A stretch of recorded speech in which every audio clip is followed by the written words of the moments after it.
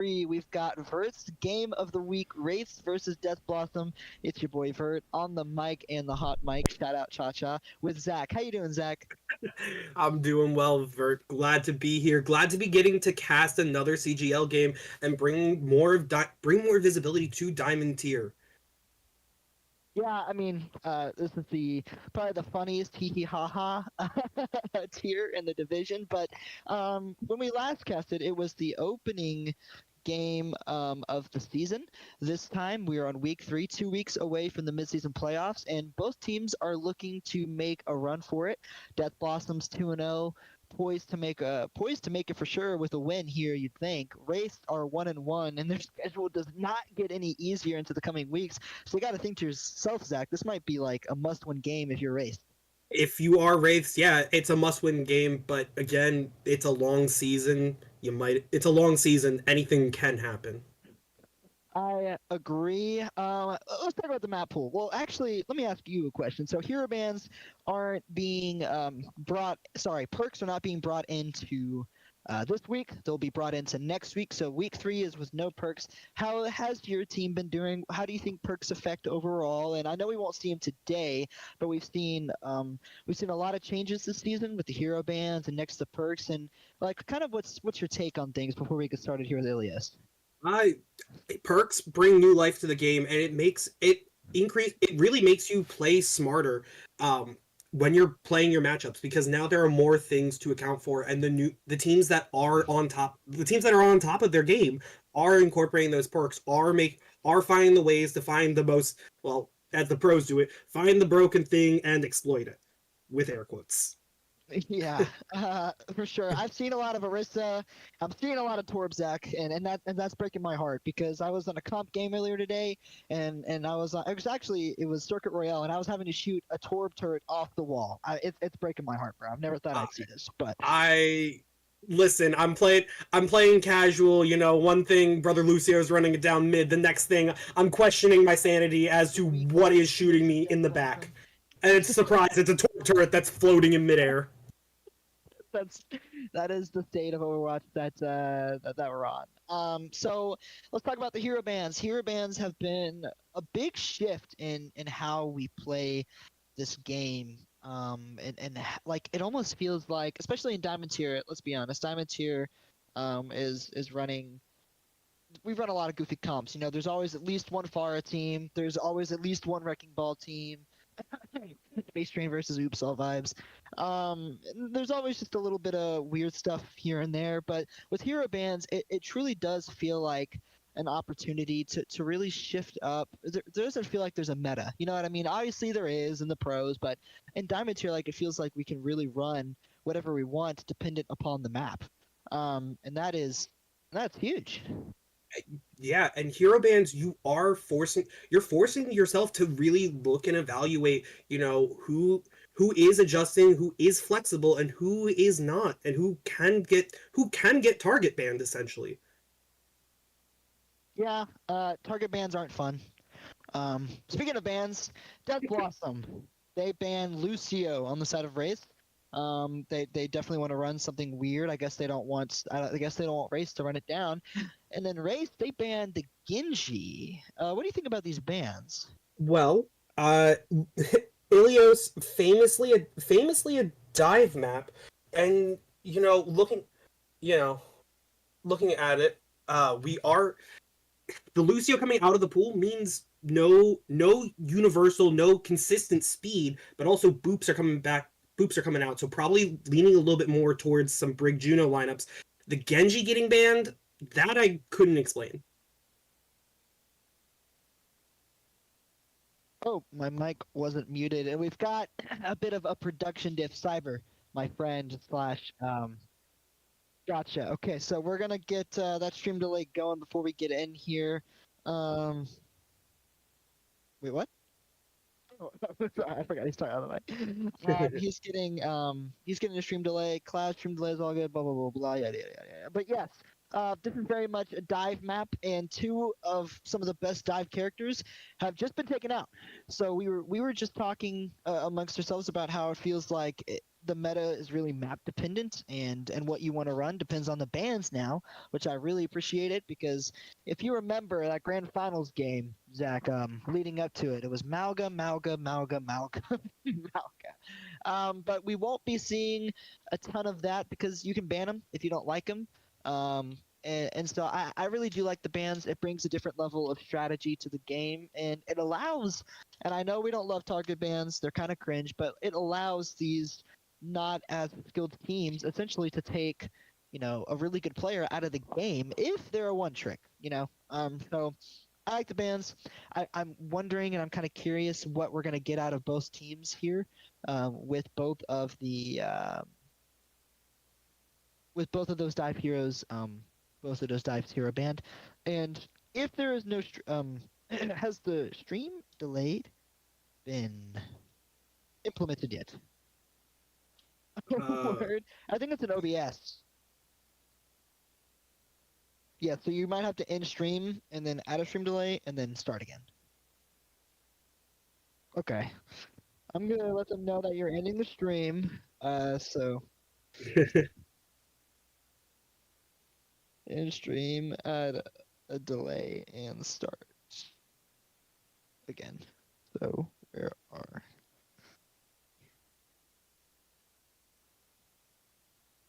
you're good, guy. yeah.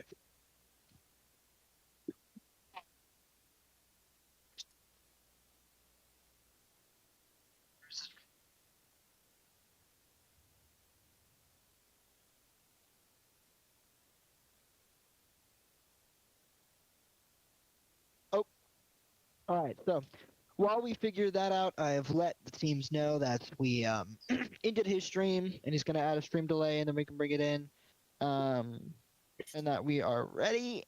Um, yeah. Yeah. So, well, we're getting into this, Zach, and I'm pulling up the current. Let's talk about the current rankings of where we're at. Sure. Sure. And Sure. there's a lot of question marks about how mid-season tournament's going to work because last time around, it was the top. I'm pretty sure it was the top six teams from both divisions. There Top. are no divisions this time Yeah. around. It's all one giant group. So there's been some theories it's going to be top seven. There's been some theories that it's going to be top six. Who knows what it's going to be? But looking at the leaderboard right now, um, Uh, two, 2 minutes. 2 minutes, 3 minutes. Sorry, chat. I got a pod question. We've got Lunar Eclipse, Mia Abyssal, Death Blossom, Solar Eclipse, Space Train for top six. Wraiths and Phantoms tied for third. Tied for seventh. So Wraiths can overtake Space Train here, Wraiths can punch up into the top seven with a win here, and Death Blossom can punch up to the number one seed with a win here as well. Now, what's interesting, Zach, before I hand this off to you, um, the first the first four teams that are 2-0 have not dropped a map yet. Lunar Eclipse is 6-0, Me Abyssal 6-0, Death Blossoms 6-0, Solar Eclipse 6-0. So if Death Blossom wins here, but they drop a map, that could be a big deterrent in overall seeding in the midseason bracket.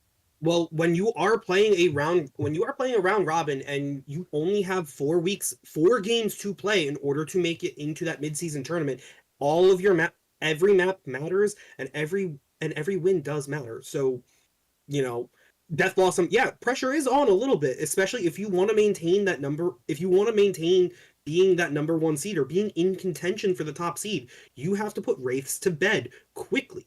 But if you're Wraiths, anything can happen.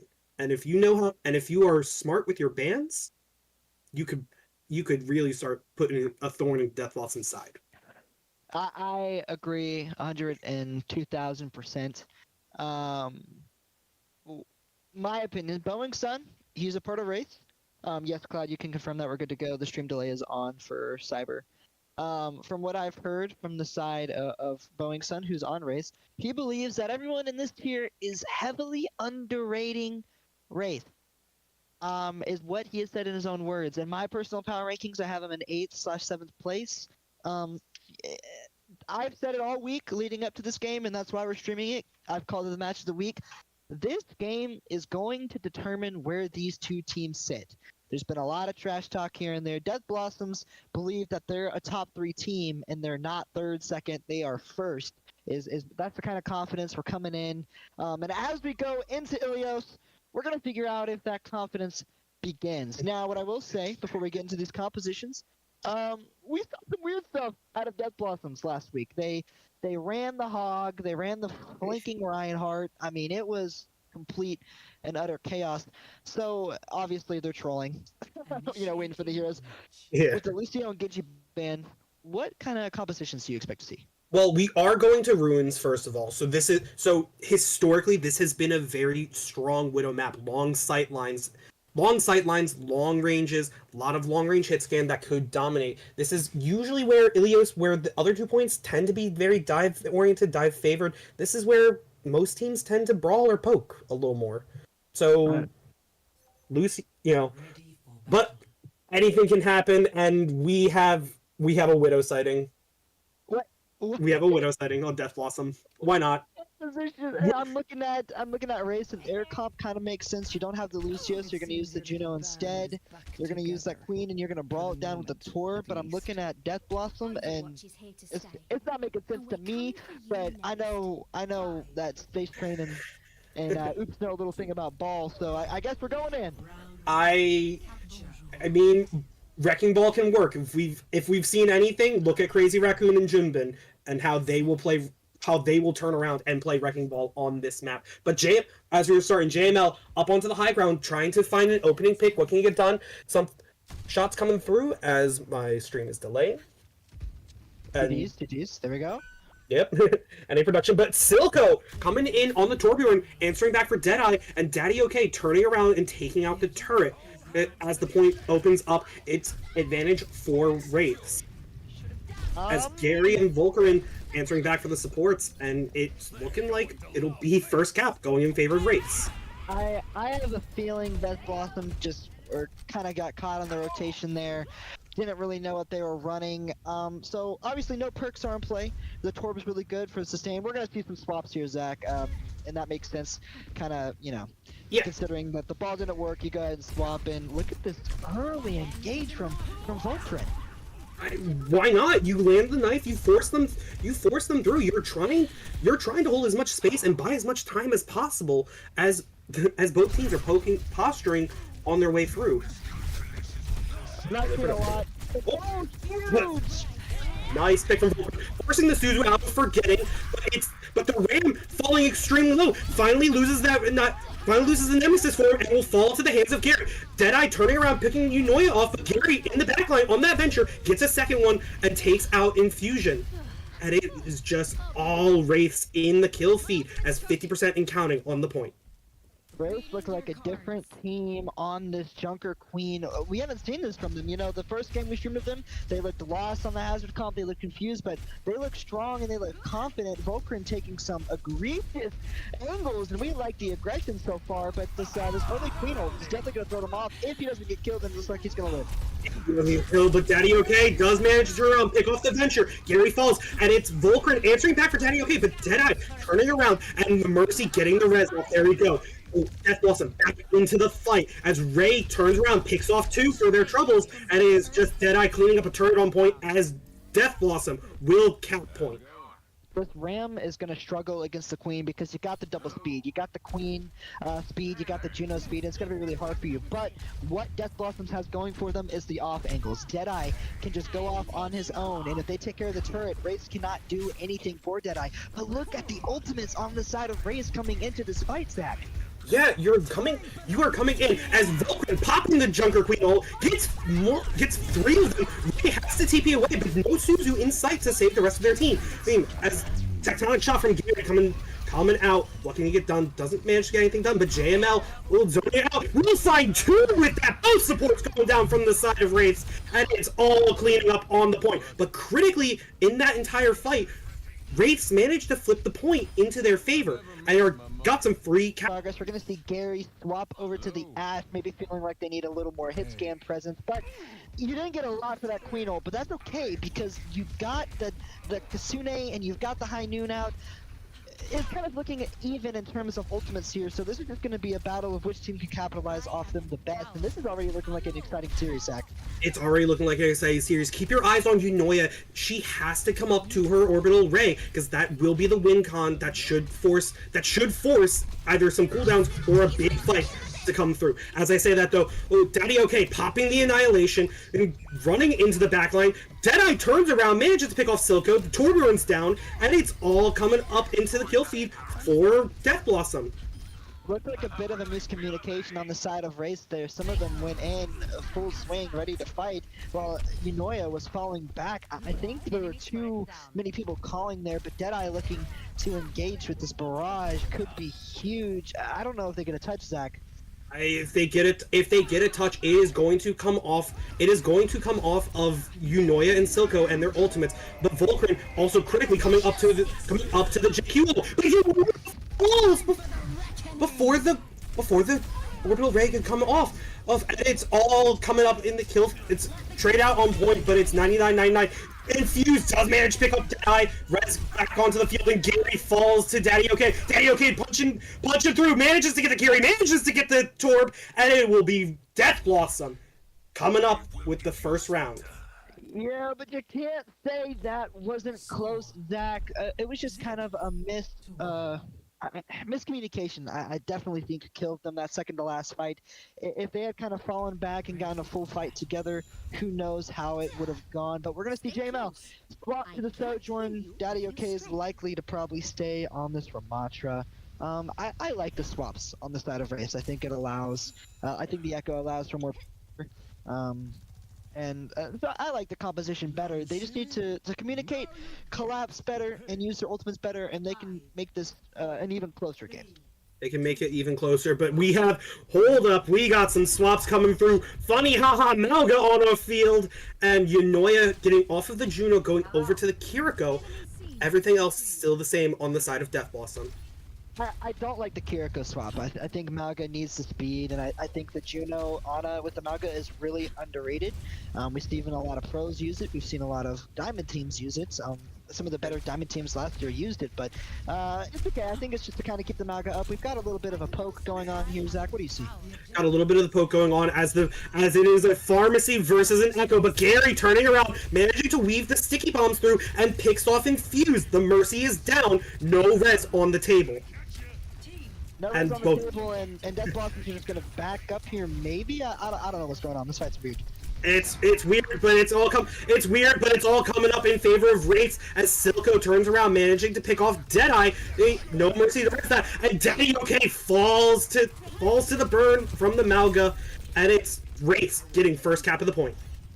It's kind of funny how Wraiths is playing this composition, Zach, because if you notice it, Volcrin is kind of just a cosmetic item right now. He's just walking up, taking space, and kind of just forcing Death Blossom to look at them and to put resources into the Malga, while Gary and Silco are just kind of going on random off angles and finding picks, and it's really interesting. Yeah, it's all about the timing, and yeah, sure, Volcrin is just standing there being the ult battery. If you just look at me as we're watching him pop the cardiac overdrive and go from half health to almost full with a little bit of support as well, running through. But all that time and attention is letting Gary and Silco get into the backline and get stuff done. Get stuff done, and both teams are playing this very carefully, knowing that ultimates are coming up soon. But JML gonna get a pick on Silco. Yeah, Silco unfortunately isolated and was not able to swing around in time for Forgetting or Yunoya to get around. As I said, though, Daddy picks off both supports down. Daddy OK punching Gary to the respawn room, and Death Blossom flipped the point. Potentially a bit of an overinvestment on the side of Death Blossom, and I know you want to win that fight, and I know you want to get it over, but Wraiths, they realized that the fight was over and they were already backing up, so they kept their ults, and coming into this, I mean, it's going to be a close ultimate exchange, but they're going to have the slight advantage if they play their cards right. If they play their cards right, yes, but we are about to have a big ult fest coming up.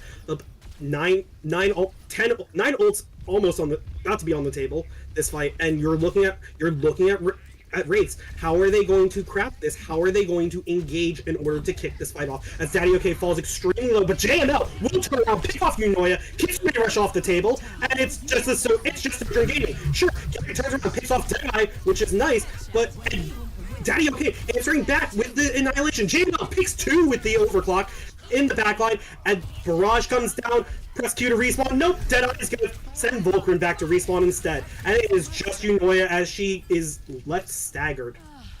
JML said ultimates don't matter if I just click heads. Crucially, though, however, on the side of Death Blossom, they used everything. They're only going to be coming up to Kitsune, whereas Wraiths, they have ultimates. They can definitely win this and swing a few fights their way, as Daddy OK is already getting low.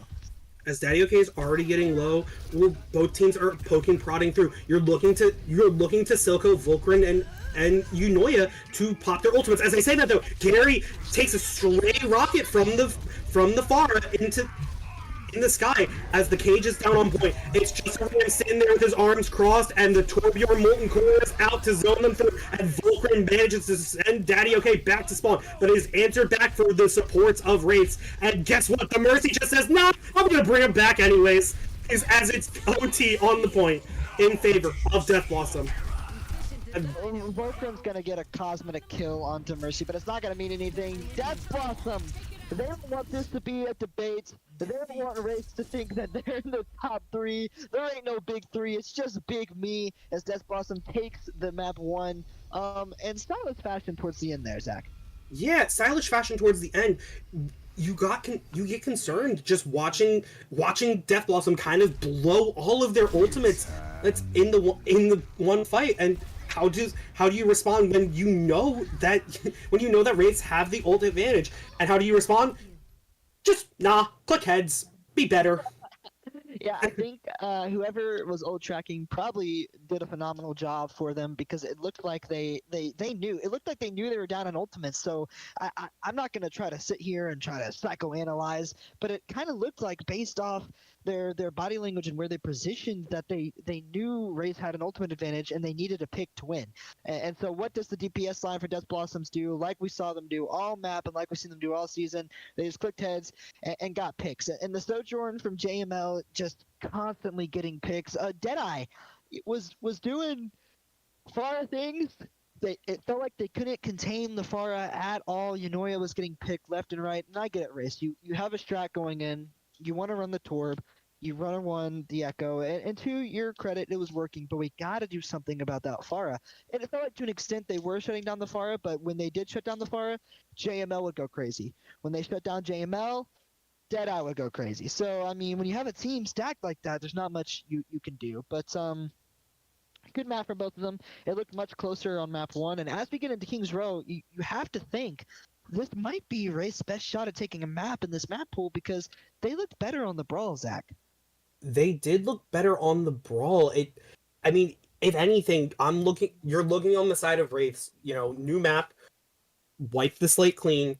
You come in, you need to play King's Row. You know you're playing King's Row.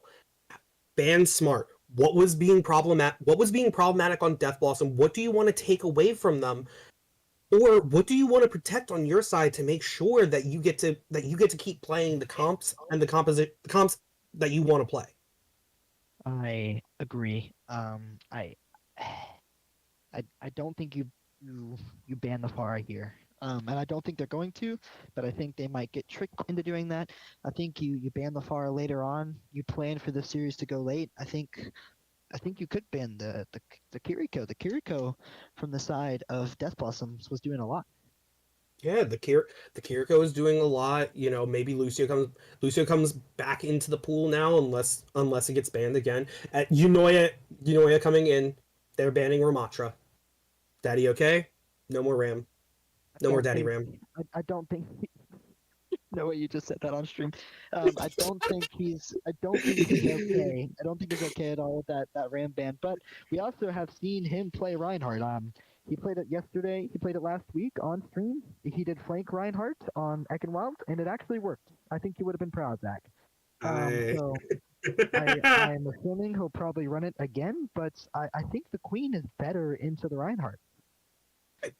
Into the Reinhardt. So as a Rein specialist, yeah, into the Reinhardt. If you are bullying that Reinhardt constantly, getting wound uptime, landing your axe swings, landing your knife pulls, landing your axe swings, more importantly, yeah, the Rein's gonna fall over.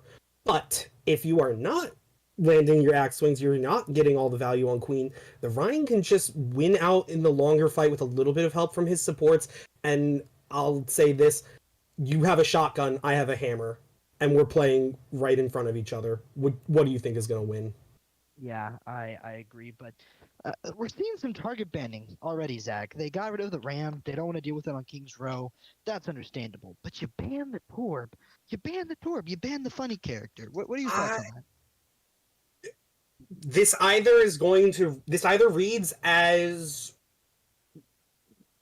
a protect ban for a DPS, or I don't want to say disrespect, but like disrespect a little bit.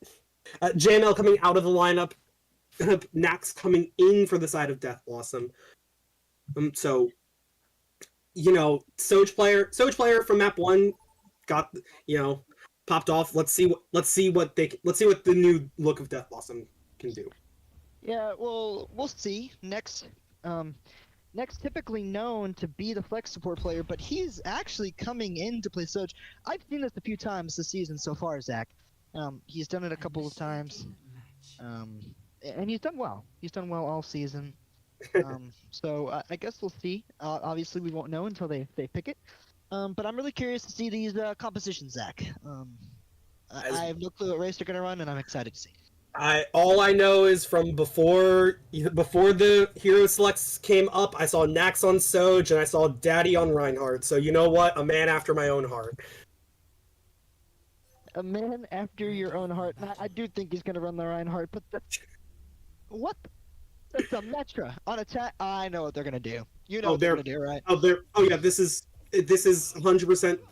Oh, this is TP plays, and Boeing Sun has to know this, has to read this. Sure, you are on defense. You started on the Sigma, going over to the Malga now. That should answer it back a little bit better into this Reinhardt. But Deadeye's on the sim, and Vert, we're going funny, haha, TP around the map time. I'm excited to see this. Death Blossom have been one of the most entertaining teams to watch all season because they just do stuff like this. They flank Reinhardt, they do Roadhog, they do the Wrecking Ball, and now we're in a CTP strat, and I'm curious to see how Wraiths respond to it as we start. And Boeing getting off of the Malga, going back over to the Sigma. This can work if you are, more cautious, if you are poking him down. But if that Ryan gets on top of you, that Sigma will just fall over. As I say that, though, TP up onto the high ground. Nat's falling really low. You need to take a second, stabilize. And Wraiths are just poking, prodding around, trying to find a way to close the noose down on Death Blossom. As I say that, though, they are rotating around on Deadeye, setting up more turrets. Say, this is my room. There are many like it, but this is mine. And Nax just farming rails, trying to find the angle. As the Rhine dropping onto point, now starting to put pressure onto this attack, forcing this Pokemon to either answer back or find a pick quickly. Again, they will turn around, find it onto Infusion. Volkran answering back from Nax, and this is what you like to see. Gary, another pick onto Deadeye, but it will get answered. The Genji will get punished for his hubris by the Reinhardt, and it is just one Rhine and one Rhine that's left in the backline. Can he make it out? Probably. I think he's going to get out. That's insane that they let him get out. We have an early nano coming up. Wait, is he still here? It's still here, but forgetting will turn around, punish, right? No more nano on the table, and Gary early overclock, but gets pinned by the Reinhardt, sends him into the wall, lays the hammer down. Yanoya is able to get back up, though. I don't know what I'm watching, Zach. I don't have any analysis. Analysis, funny hammer man, got kills. But Wraiths coming back in, Boeing Sun sweeping over to the Wrecking Ball for a quick recontest, and Gary is able to pick off Deadeye. Unfortunately, Boeing Sun does not touch the point in time and will give it over for Death Blossoms as the car unlocks and we are going onto the streets. I feel like I'm in a comp game that I played a couple hours ago. Zach, I'm not going to hold you because Wraiths were playing that so perfectly, and I was just about to compliment them. Like, they rotated well, they understood their win conditions, they pinched them, and they caught them on the rotation, but they didn't kill the Reinhardt. And what did we see, and what have we seen out of Daddy on this Reinhardt all season long? It's just flank after flank, but Vulcan wanting to go now. Vulcan wanting to go now, gets the beat from TG, and will turn around, picks off 2 for their troubles, and will answer back for Infuse. And 4K will have the 4K. He'll get the Reinhardt this time. Vulcan was on the tank map 1, flexing onto the DPS, doing well, and Bowingstone sticking on the Wrecking Ball. We've got a hyper dive versus a hyper brawl. As I say that, Daddy says, okay, no more Reinhardt. I'm sorry. I will say this as a Ryan aficionado. Wrecking Ball exists. Reinhardt has to go away. The ball just makes the Reinhardt pretty useless. As I say that, though, Bowingstone rolling through, will lose his armor and have to retreat. As Daddy, falling extremely low, gets back to his team in time and will get the bio nade for his troubles. As the orbital ray coming down, but critically, Bowingstone dropping a minefield through it, so no one can really walk with that ray. Beautiful ult from Bowingstone. Beautiful ult from Bowingstone, and it looks like Wraiths want to win this fight. They're committing ults. Gary got a pick onto Deadeye, and I think they might be able to clean up. They should be able to clean up, and yeah, through all of this, you're answering back. Deadeye popping the sim wall, will end up switching over to the Tracer in order to start bringing the tempo up. But Bowingstone answers back, slams the Ana, will turn around, pick off the Sojourn, and it's just another hold for Wraiths. Bowingstone showing some prowess on the Wrecking Ball here. Wrecking Ball is a tank that we're going to see a lot more of, Zach, because his perks are so good, but right now he's doing well, and we're going to see our first counter swap of the game. Deadeye swapping over to the Sombra. Just this Wrecking Ball's not enough, but Deadeye TPing right up to the window. Probably did not expect to meet a hamster there. Or sure, will manage to get the hack off, but beautiful aim from Bowingstone in order to mark the Sombra down. And that's just more time off the clock for Death Blossom. As Daddy jumps in, unfortunately does not get the primal up in time, and Gary will answer back for 2 with the overclock. Get a third, why not? As Vulcan turns around, and it's another team kill for this side of Wraiths. Sound the horn. Wraiths, I think they took last map personally, Zach. I'm just going to say it, because they look a lot better right now than they've looked all season. They're set up, they're playing well, they've got ultimates here, they can definitely snowball this. Because Death Blossom has made so many swaps, they're only coming up on 1 ult this fight, Zach. They can rotate this, and Wraiths can actually stop it here. They can stop it here as Vulcan popping the blade versus the Suzu out, answers back for 2. Bowingstone gets a third on his way out as Bowingstone will turn around, pick off the Sombra, and Gary, another beautiful rail shot into Daddy OK, and it will be another team kill. Get it off my screen, I'm vomiting everywhere. They're playing so well right now, and they're stacking more ultimates, and we're seeing more swaps out of the side of Death Blossoms. They seem to be a little lost here, going to the Moria to take some pressure off. Bowingstone going in with mines, well, not quite, but the Primal's gonna have to come out at some point. The Primal has to come out at some point, and it will come out now. As Daddy, what can you do? We'll juggle people around, and we'll get TG low enough for the Moira to come through, answer back. We'll answer for Vulcan as well, so a 2K on the Primal, answers for Gary as well, and there we go. That's the opening you need. But as I say that though, Unoya TP's back towards the Wrecking Ball, will pay for it with her life, and it's just Bowingstone left on point. He needs to escape, and he needs to survive. He might be able to live here for a touch. They have EMP here versus the beat. If we get EMP on the Lucio, Death Blossoms will get this point. If the Lucio gets the beat off before EMP, they will win this point. So it's a battle of support versus DPS. We'll come out on top. Yes. And the TG dropping the beat really early. There's the EMP. Will nullify the minefield will nullify part of the minefield, but it's Bowingstone and Vulcan cleaning up in the kill feed. Cleaning up in the kill feed, and I'm pretty sure this is going to be all that she wrote, unless the Kiriko keeps them in this. Unless the Kiriko keeps them in this, Gary and TG answering back, but Daddy OK falling extremely low, and Gary will send him back to spawn with the rail shot. We are stopping right before B.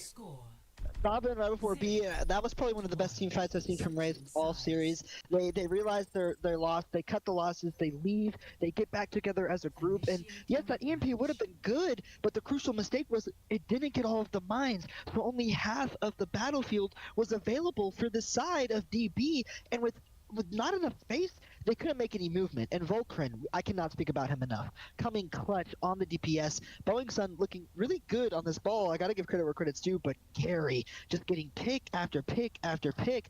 I feel like Wraith definitely took last map personally. They took last map personally. They said that was really close. It's time to come in. It's time to show that we are a top team. We are contending for a reason. And you will put respect on our names. And that's what they've wanted all season, right? Oh, cat diff. What are the comps looking like, Zach? What is the comp looking like? Boeing Sun and Daddy OK, both we have a pair of balls. We have a pair of wrecking balls on my screen. If all is to be believed. Gary onto the Sombra, and Volkrin back over to the Genji. I'm looking at both sides. This should favor Wraiths a little more. Their team comp just feels a little bit more whole, a little bit more secure in what it wants to do. But Nax onto the Ashe can, on the defense as well, can shut everything down with some really well placed shots. Don't blink too soon, Zach, but we've got two pairs of balls, breaking balls on our screen, as you mentioned, and it's looking like Wraith is wanting to go now. Wraiths is willing to go now as Boeing Sun falls extremely up. Nax will pick him off. So that's the tank down on the side of Wraiths. Everyone needs to back up or find a pick quickly if you are Death Blossom. And it's looking like they are backing their way through, going back behind the statue and stabilizing. As I say that though, Volkrin finds a dash reset onto Deadeye. That's the Tracer down. That's the opening pick you need. And Nax turning around, you sends a dynamite into Yunoya. Makes the Kiriko fall, but it has to back out as everyone else from Wraiths coming in and cleaning up point. Volkrin is doing God's work right now, and I was just about to say it, but you've got to limit that Ashe's sightlines, and you've got to make a dive onto her. And we're going to see Infused get off of the Juno again, going back to the Moria. We need more pressure on this Genji is what the swap says. We need more pressure on this Genji, or it tells me not comfortable on a Lucio. Like, it tells me you need to get out of there. As Gary, aggressive TP, will get stunned out of half, will miss the virus, and will fall to Daddy OK. As Volkrin turns around, picks off Infuse, so it's a 4v4 on the point. But spawn advantage in favor of Wraiths, as Wraiths are turning around, picking off more. TG answers back. Volkrin answers back for Daddy OK. Will dash in for the Kiriko. Oh, but the Kiri TP's away as she falls extremely low. Oh, and Ray will eventually fall. Volkrin sitting through the mines will turn around, answer back for Nax, but Bob will answer back. And it should just be all Wraiths point. It's just one ball against the world. All on a Tracer against the world. And Beat coming in for 2. TG only getting himself and the Wrecking Ball, and the mines are down. Gary has the EMP and can nullify these mines if he wants to, but is choosing not to. Choosing to instead to go up to high ground and trusting his Wrecking Ball to come in and clear mines. And it's Wraiths back on the point, still needed to quick contest. EMP now, no, okay, another aggressive TP, but TG will fall to the poles. Daddy OK slams Volkrin, so the Genji is finally down, but Gary, falling extremely low, will fall to the Moira, and holy vert, Death Blossom has held it. Class from the side of Daddy OK just living, and Nax and Deadeye getting kills. I feel like that was a mistake from Gary. You can't hold that EMP. We're coming into last fight territory, and now you have to dump all your ults just to guarantee that this map continues. Just to guarantee it continues, you have to believe in yourself. As I say that, Death Blossoms will lose Infuse, will force the Suzu out of the Kiriko as well, and it's all coming through as the last tick on the point, and the Kiri is next to fall, so the Moira's coming back. How quickly can you turn? And Deadeye will answer back for Yunoya, finding the Lucio, hunting him down, but will eventually fall to Volkrin. Volkrin answers back for Nax with the dash reset, and Gary finally finally gets Daddy OK down. It's just a Moira on point, and it's nothing left but the crying as we are going to the streets of Kings Row. I appreciate the patience, but you gotta recognize that sometimes you just gotta use the EMP, even if it's just to give you a quicker time bank and allow you. Sorry, if it gives you a longer time bank, it allows you to build up another EMP. Because now we're getting in a situation where Death Blossoms, they're getting the pulse bombs, they're getting the mines again, they're getting the Moria ult. And I mean, you gotta use those ultimates quicker, and you gotta recognize your win conditions. But it's still winnable from the start of Wraiths, and they are looking a lot better this map.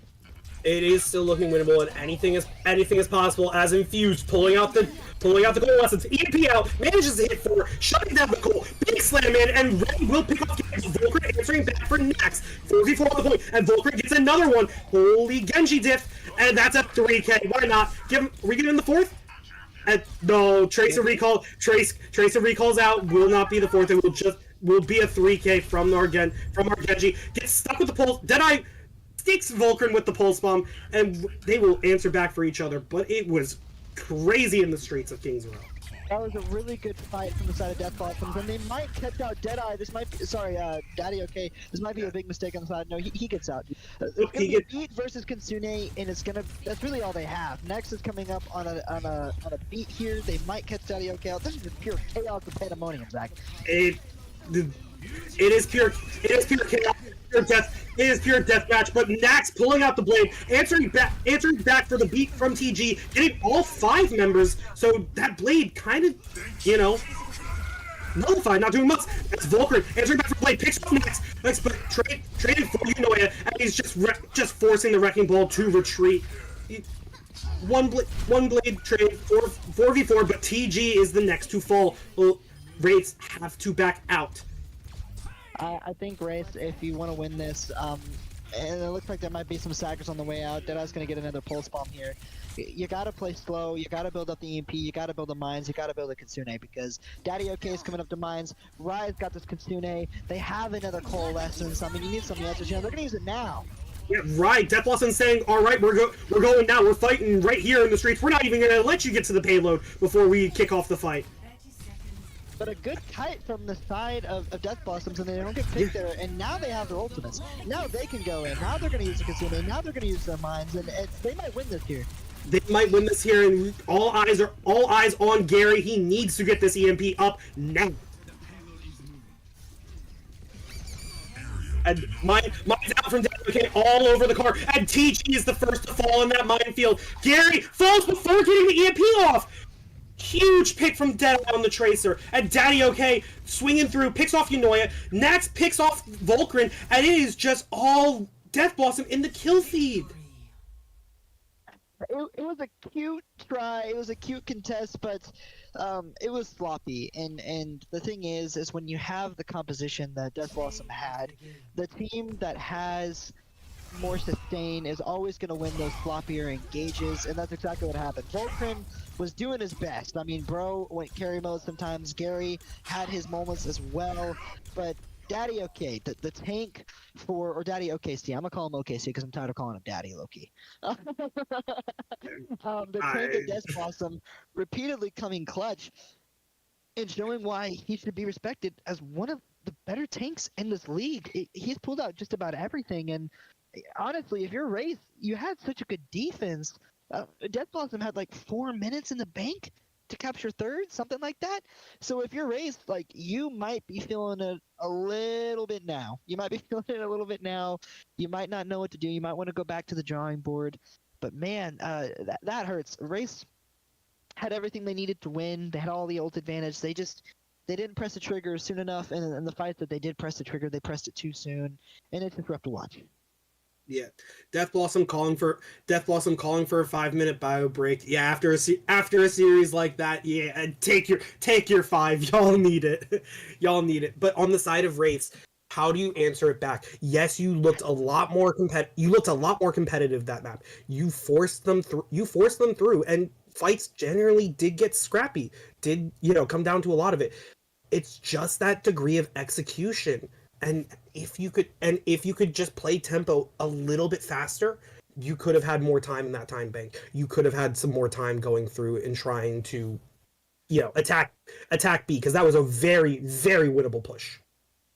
Yeah, I agree. That was an extremely winnable push. But I think in moments like this, when you're down, you gotta just go GG's, go next. You gotta unlock something inside of you, Zach. You gotta find something.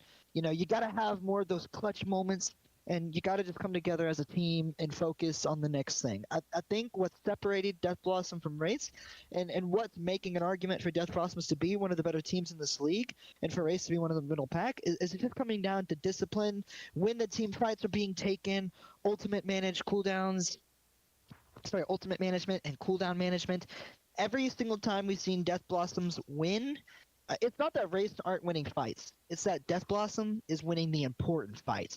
When the cards are stacked against them, when they don't have any ultimates, because that last fight too, they only had the mines. Wraiths had all the advantages, but Death Blossom, they just knew, if they use these ults, we got to go back, we got to kite, and then OKC, knowing that him putting the mines on the point would stop them temporarily. If Gary had the EMP, probably would have won. They probably would have swung it. But Gary not building it up in time, it hurts. But you It still got to go next. You got to figure something else out, and yeah. you just got to move on. You have to go next, and you have to spend these 5 minutes. You have to spend these 5 minutes. You know, leave those leave those first two maps behind.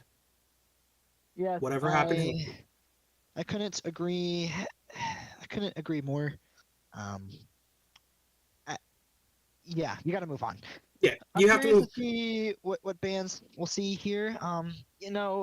Renaissance is a weird map because you can run the dive, you can run the brawl. There's even some variations of poke I've seen here and there. I feel like if there, like I said, if there was a map for race to win in this pool, it had to be Kings Row. But you gotta think with how close that map was, you know, going to overtime both times. Wraith still has a chance to make this a more competitive series. And let's be honest, if this turns out to be a 3-0, it might be one of the more misleading 3-0s this season because every map has been relatively close. It's been relatively close. It's really coming down to the micro plays on the side of Death Blossom. We spent a lot of time talking about Wraiths, talking about how things were getting sloppy, how this, that, the third. Let's flip it onto the other side. Let's look at Death Blossom. Let's look at Rai, who Kitsune'd early in the choke before a fight could happen, before any fight at card could happen, and Wraiths just disengaged. And also look at Deadeye, who on the Tracer stood there and made an understanding assignment, which was to make sure that Gary dies. That Sombra has the EMP, or that Sombra has the win con that can turn a fight. By marking the Sombra, by marking the Sombra as the Tracer, by winning that 1v1, shutting her down, that is the win con off the table.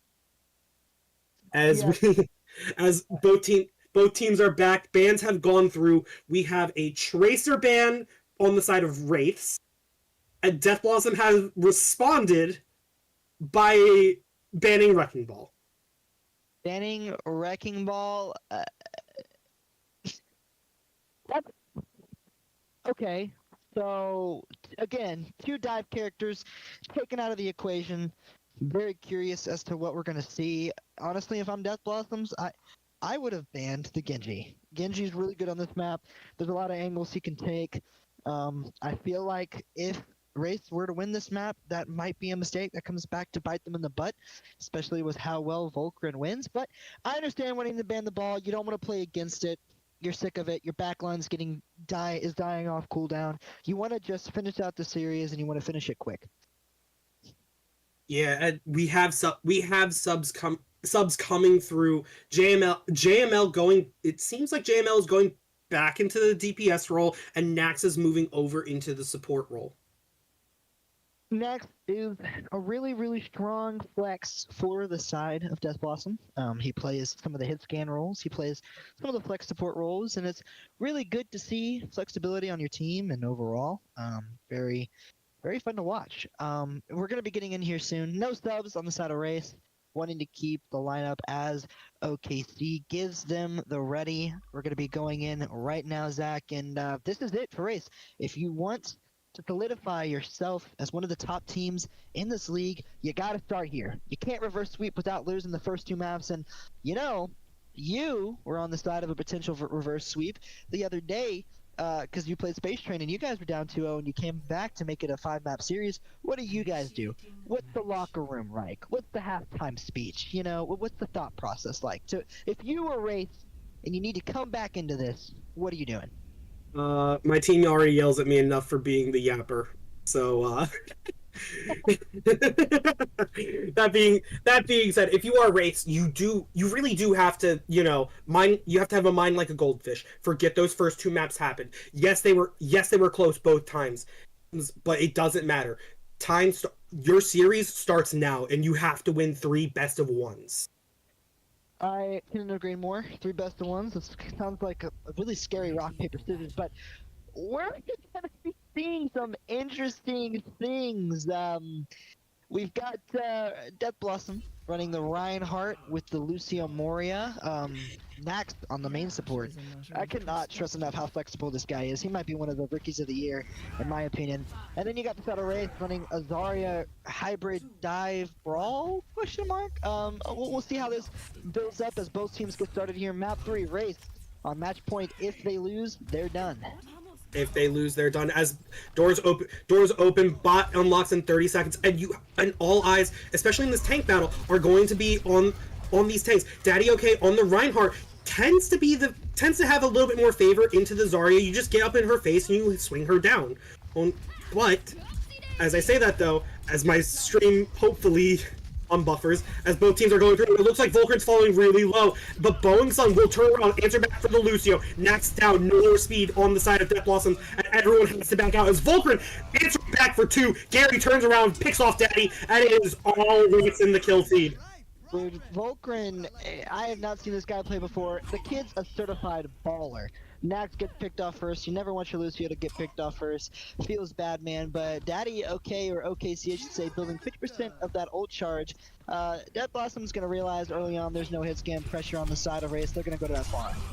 They're gonna go to that far, and that's a very smart pick out of Death Blossom. The Genji Venture double flex lineup of not really gonna be able to get up into the skybox and contest that far. So yeah, just answer back quickly. And as I say that though, Wraiths giving up the space, giving up some bot progress, trying to poke and prod, get something else done. And next, falling low again, will manage to get out as Gary coming in, but Vulcan deflects a rocket right into Infused as Deadeye and Daddy OK answering back for 2. Boeing does trade the tanks in the mirror, but it's just a Zarya on point, and she doesn't have any more bubbles. JML fighting for their life and will eventually get enough care to advance and push with the bot. It would have been winnable if JML had gotten picked off, but the Pharah being alive when it was in a scuffed exchange is always going to favor the Pharah because there was no hit scan pressure. No one could look at the Pharah, so she was just spamming and doing whatever the heck they want.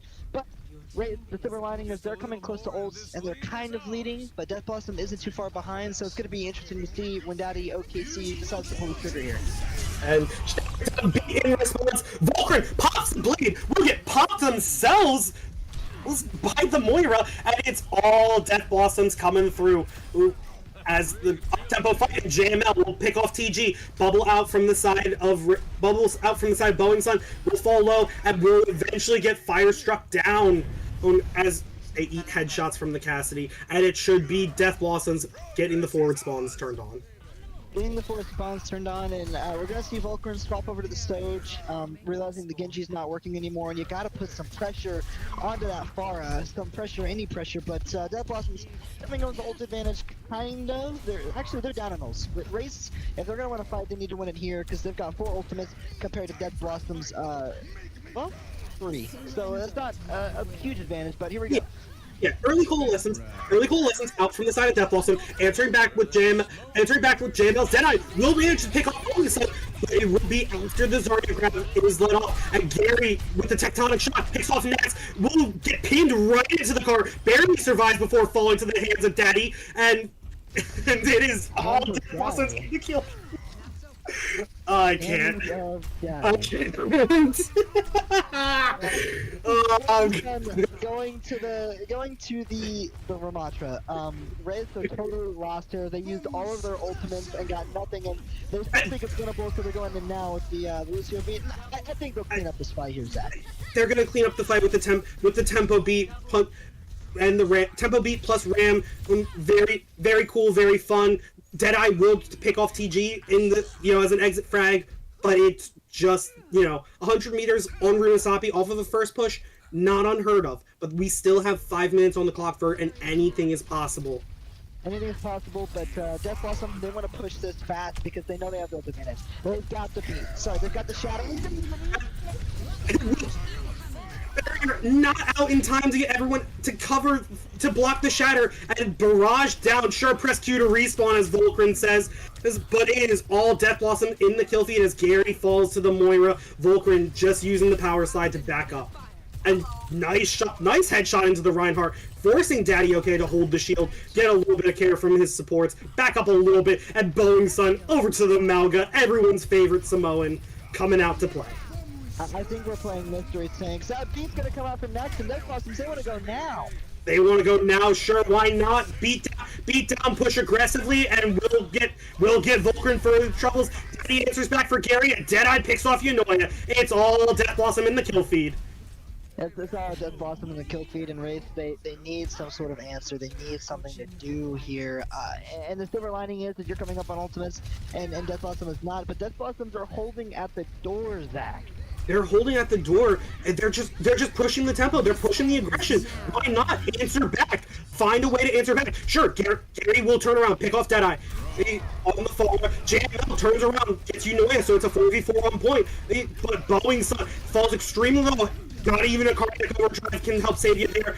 Especially if it's in a shield, but Volcrin answers for Infuse, answers for JML, gets shattered from the troubles, and will meet the demise at the hands of the Lucio as Yunoya coming back out. Oh, Boeing Sun answers back for the Rhine, and it should be Wraiths turning around, picking it back up, but holy Vert, that got real close. It got real close. I think like literally 1 meter close. Coming into this fight, they're gonna have the barrage. They're gonna have the coalescence. Wraiths have an advantage here. They need to use it properly. They need to calm down. They need to get a breath. You've got 3 minutes to win this, and you've got this better tank matchup on paper. Although that hasn't mattered all season. And Series and Gary, and he's going in now. What am I looking at? What are you looking at? You're looking at a Reinhardt running it down mid with the help of the coalescence to cover him, and JML and all of that will find too. Deadeye turns around, gets Yunoya. JML answers for Gary, and it is just the Lucio left. Will eat a fire strike for his troubles, and Boeing gets out early and will fall to the hands of Daddy OK as it's just up in the barrage. Will manage to get one, and will manage to survive. Beat down from TG, but will only get both supports. As Gary pops the tectonic shock, gets now for troubles. It's all chaos. It's all chaos for what Wraiths are winning it.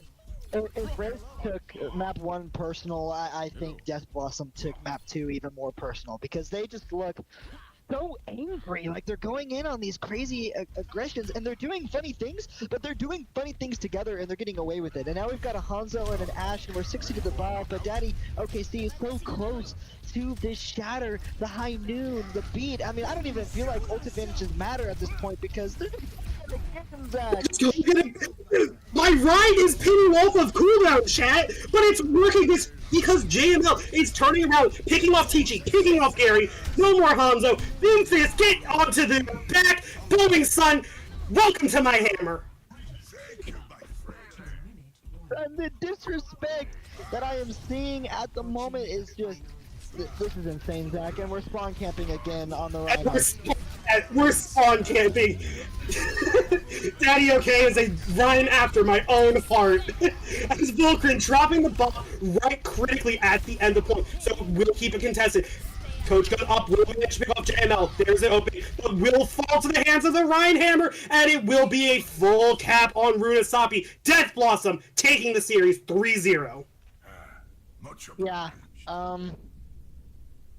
Wow. I'm speechless, Zach. Um, I'm speechless. I it's it's literal chaos. Sure, take away. This is the exact same thing you would be doing on the wrecking ball, where the tank goes in, causes a whole bunch of chaos, and in all that chaos, you are looking to your DPS players. You're looking to Deadeye. You're looking to JML. You're looking to Nax in order to turn around, find the openings, find the picks in all of this chaos. And Wraiths just could not answer back. Yes. I mean, I've said it before. I think I said it in one of my weekly reviews. The thing that I love about Death Blossoms and what's really making them a good team is they do these really weird things that you just wouldn't expect teams to do. But the reason they get away with it, Zach, is because they do it together. It's planned. And one of the micro things that I saw that was amazing to watch was when JML went in on the high noon, he held and stood still for the first 3 seconds.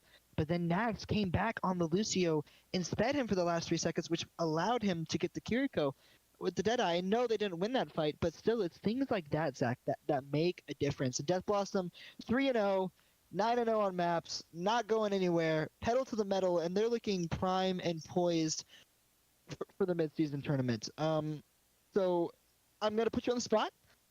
Um, I'm gonna ask you flat out, who do you think the player of the match was?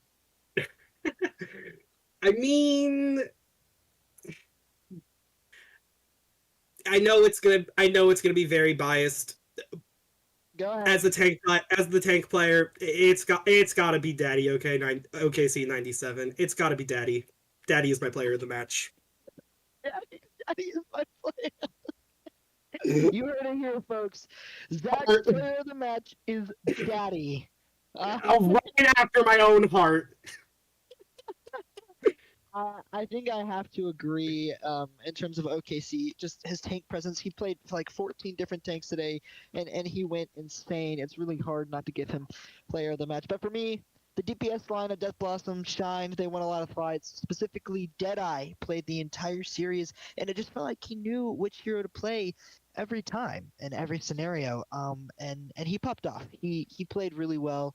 I'm really impressed with how he did. So my player of the match is going to go to Deadeye.